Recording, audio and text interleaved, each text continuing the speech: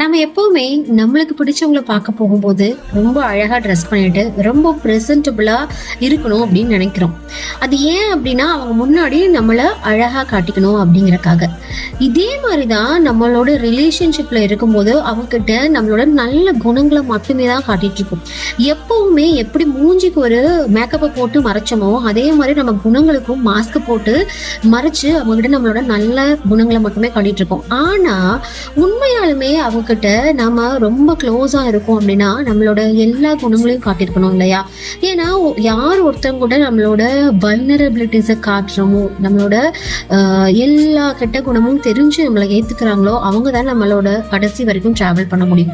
So ஒரு ரிலேஷன்ஷிப்ல honesty அப்படிங்கிறத டிரான்ஸ்பரன்சி ரொம்ப ரொம்ப முக்கியம். ஸோ உங்களுக்கும் இந்த மாதிரி ரிலேட் ஆகுதா இல்லை ஃபீல் ஆகுதா அப்படிங்கிறத கமெண்ட் செக்ஷன்ல சொல்லுங்க. தேங்க்யூ ஃபார் வாட்சிங்.